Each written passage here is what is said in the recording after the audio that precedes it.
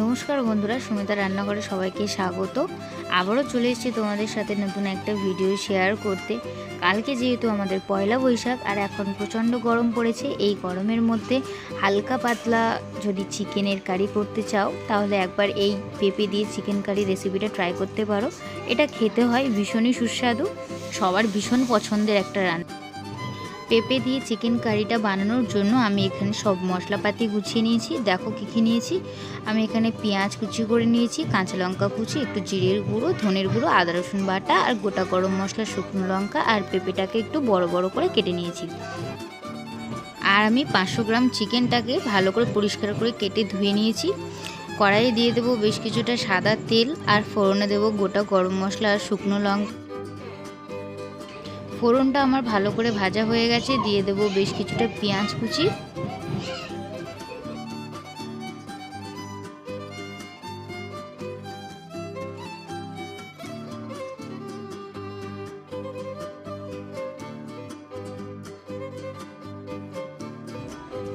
পেঁয়াজটা একটু বেশ কিছুক্ষণ ভাজা করব। পেঁয়াজটা একটু নরম হয়ে আসলে ওতে দিয়ে দেবো আমি আদা রসুন বাটা।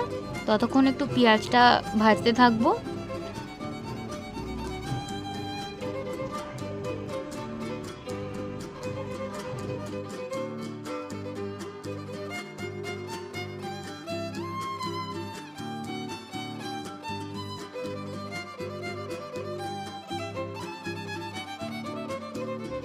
পেঁয়াজ আবার ভালো করে ভাজা হয়ে গেছে, এখানে আমি দিয়ে দিচ্ছি আদা রসুন বাটাটা।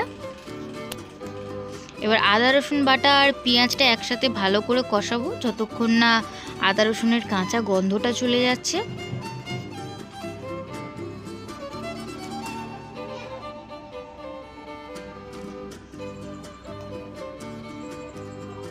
আমি বেশ 3 থেকে 4 মিনিট পেঁয়াজ আর আদা রসুনটা কষিয়ে নিয়েছি। দেখতেই পাচ্ছ পেঁয়াজটা অনেকটা নরম হয়ে এসছে আর আদা রসুনের কাঁচা গন্ধটাও চলে গিয়েছে। এবারে কিছু গুঁড়ো মশলা আমি এখানে দিয়ে দেব। তার জন্য আমি বড় চামচের 1 চামচ দিয়ে দিলাম ধনিয়া গুঁড়ো আর হাফ চামচ দিলাম জিরে গুঁড়ো।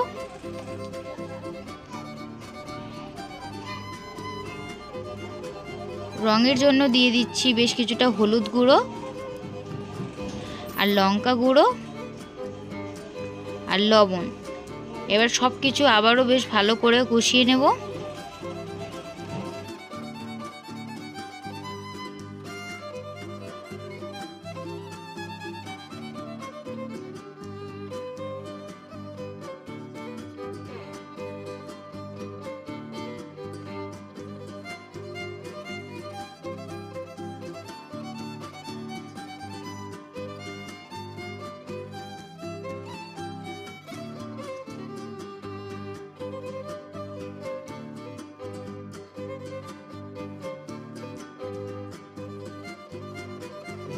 সব কিছু আমার বেশ ভালো করে কষানো হয়ে গেছে, মশলা থেকে ভালোভাবে তেল ছেড়ে গেছে।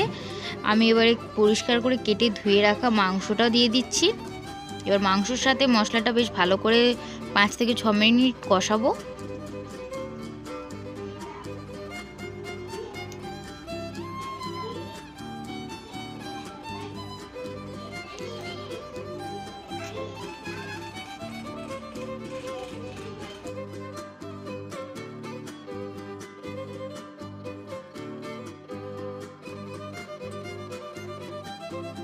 মাংসটা আমি 5 থেকে 6 মিনিট ভালো করে কষিয়ে নিয়েছি। একটু বড় বড় ডুমো ডুমো করে কেটে রেখেছিলাম পেঁপেগুলো, সেই পেঁপেগুলো একসঙ্গে দিয়ে মাংসর সাথে কষাবো ভালো করে।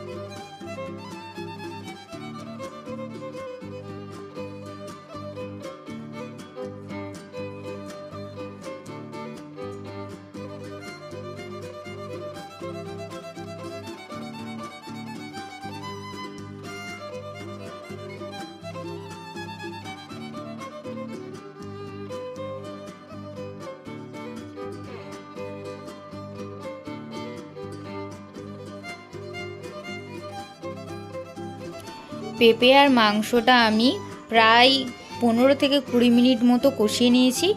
দেখতেই পাচ্ছ পেঁপে আর মাংসটা 60%-এর বেশি সিদ্ধ হয়ে গেছে আর ভালোভাবে তেলও ছেড়ে গেছে। এবার পরিমাণ মতো ঝোলের জন্য জল দিয়ে দেব।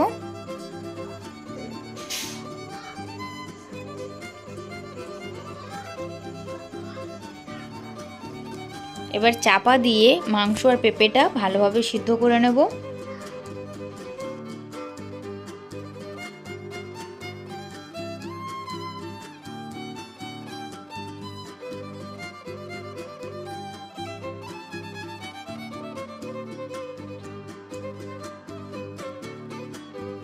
পেঁপে আর মাংসটা আমার ভালোভাবে সিদ্ধ হয়ে গেছে। উপর দিয়ে দিয়ে দেবো কয়েকটা চেরা কাঁচা লঙ্কা।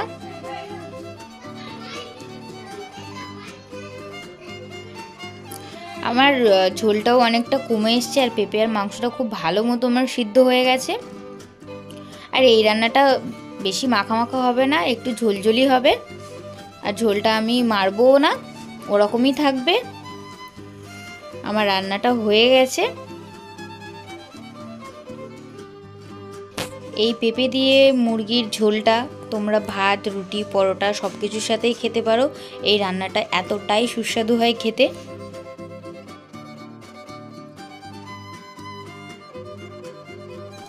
ভিডিওটি ভালো লাগলে like, comment, share and subscribe করে দিও প্লিজ। আবারও দেখা হবে নতুন কোনো ভিডিওর সাথে। ততক্ষণ সবাই সুস্থ থাকবেন, ভালো থাকবেন। ধন্যবাদ।